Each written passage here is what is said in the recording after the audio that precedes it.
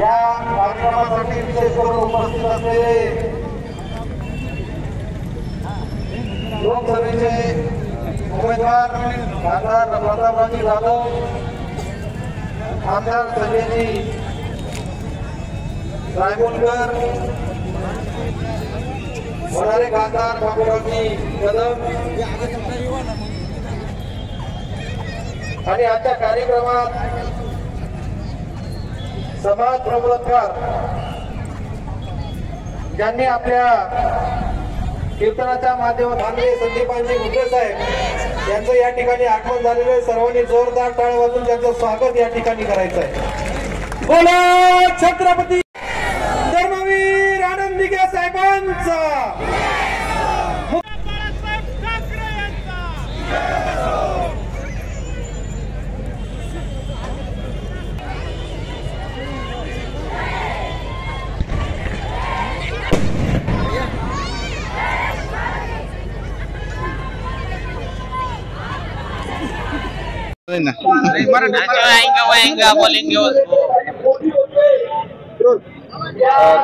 सभेसाठी आलेला आहात, काय असं वाटतं की काय मुख्य आपण जर पाहिलं तर छत्रपती शहर जिल्ह्याचा विकास करण्यासाठी बरेच जण मैदानामध्ये काय वाटतं असे काय प्रश्न आहेत की जे आता यांना प्रश्न विचारावा। हे म्हणतात MIDC ने काम केलं, तर मला MIDC येऊन 27 वर्ष झाली, एकदाही त्यांनी रस्ते केलेले नव्हते। याच्या अगोदर जे काहीतरी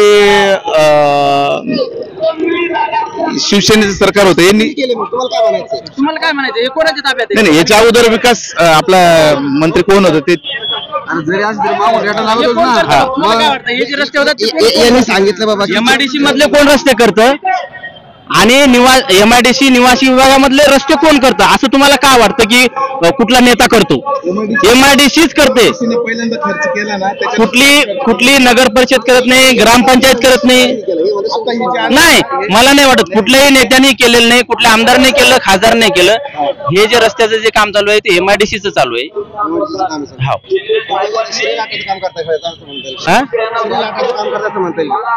नाही, मला त्याच्याबद्दल काही बोलायचं नाही, पण हे जे काम जे चालू आहे ते MIDCच चालू आहे। 9 कोटी हा जो निधी आणलेला आहे हा संजय शिरसाट साहेबांनी आणलेला आहे। त्या दिवशी जो कार्यक्रम झाला नाही तर संजय शिरसाटनी कार्यक्रम केलेला हा होतं ना आम्ही। हो मग काय सांगाल नाही आपण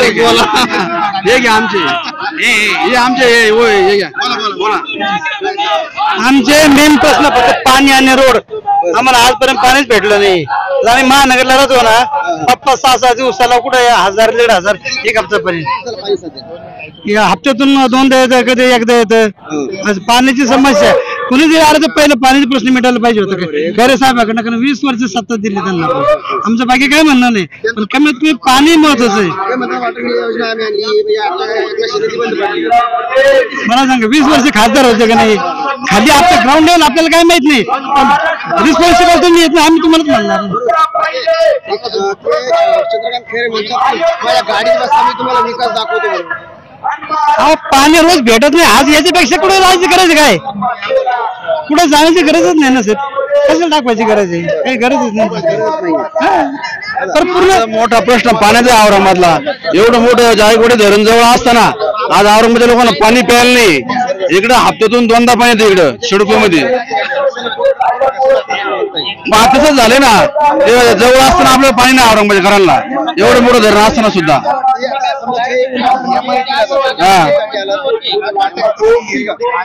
प्रश्न आतापर्यंत सुटले, आता काय सुटणार प्रश्न कुणी सुटू शकणार नाही, असं आहे, कुणी सुटू शकणार नाही।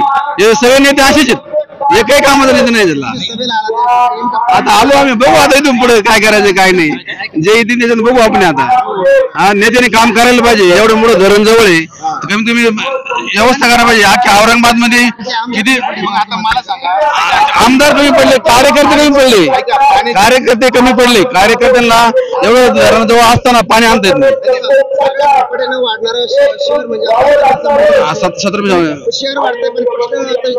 सुविधा नाही, विकास नाही, बिलकुल काही नाही। हे कार्यकर्ते काहीच विकास करत नाही, झपाट्याने वाढलं कसं? आमच्या शंकरराव चव्हाण साहेब जे काँग्रेसचे होते मंत्री, त्यावेळेस हे पैठणचं धरण आलं आणि त्या पाण्याच्या अवघाने हे आपलं संभाजीनगर शहर हे झपाट्याने वाढलं गेलं। इथल्या कुठल्या नेत्याने काम केलं? चंद्रकांत खैरे साहेबांनी काय केलं किंवा दानवे साहेबांनी काही काम केलं किंवा शिरसाट साहेबांनी काही एखादे प्रकल्प आणला इथं किंवा भुमरे साहेबांनी एखादा प्रकल्प आणला? कोणी काय आणलं? तुम्हाला माहिती आहे, आम्हाला पण माहिती आहे, तुम्ही पण ह्या शहरात राहता ना। कुठल्या मंत्र्यांनी कुठला प्रकल्प आणला असं त्यांनी मला दाखवून द्यावं। मला एकच म्हणायचंय, 25 वर्ष खासदार चंद्रकांत खैरे जर होते याच्या अगोदर, तर यांनी आता पण 24 तास पाणी पाहिजे होतं ना औरंगाबाद सिटीमध्ये। सिडकोमध्ये सुद्धा इथं आठवड्यातून 2 दिवस पाणी येतं, सिटीमध्ये आठवड्यातून 1 दिवस पाणी येतं। पण आता भुमरे साहेबांनी आदेश दिले 24 तास औरंगाबादमध्ये पाणी कसं राहील त्या हिशोबाने आम्ही काम करू। आता 8% पाणी आता आहे, पण भविष्यात त्यांनी सर्व अवलंबून आहे। आज इथं आमच्या एमआयडीसी 24 तास पाणी, उद्या ते बी कमी होऊन जाणारच नाहीये, पाणी नाहीये आणि नेत्या लोकांना पाईप मोठं टाकायचं सुचतंय। तुम आगे बढ़ो,